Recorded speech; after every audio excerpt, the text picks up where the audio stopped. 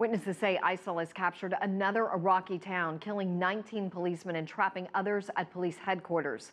ISIL has launched a surprise attack on the town near Ramadi, west of Baghdad. Police and Sunni tribal fighters were forced to retreat. ISIL attacks were also launched last week in other villages across Anbar province. More than 20 Sunni fighters were captured and executed in one of those attacks. The EU's counterterrorism chief says Europe has failed to stem the flow of foreign fighters joining ISIL in Iraq and Syria. More than 3,000 EU citizens are believed to have joined the terrorist group.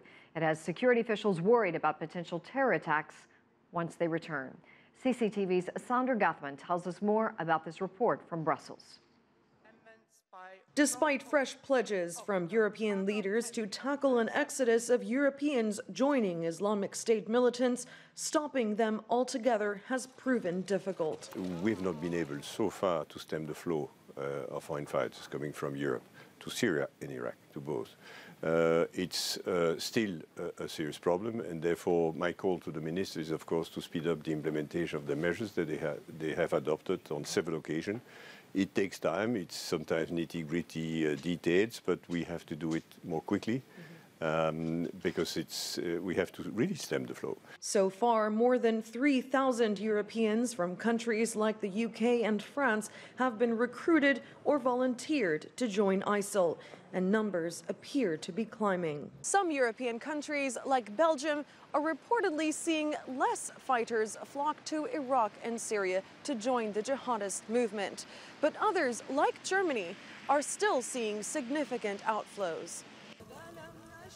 This recent video posted on social media by 3 French Islamic State fighters beckons the help of their countrymen to join them in what's increasingly being sold as a last chance to participate. It is packaged as an eschatological conflict. The end times, the day of judgment is coming, and therefore it becomes imperative to participate in this.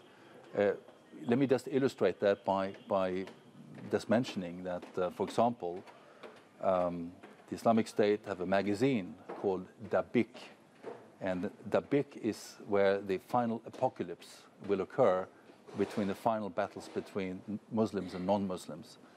U.S.-led airstrikes are continuing to destroy Islamic State strongholds in Iraq and Syria, but have so far failed to scare off fighters. The focus now is to get Turkey to help cut off travel routes to Syria and coordinate intelligence across the EU to track those making their way back who may pose a security threat. Sandra Gathmann, CCTV, Brussels.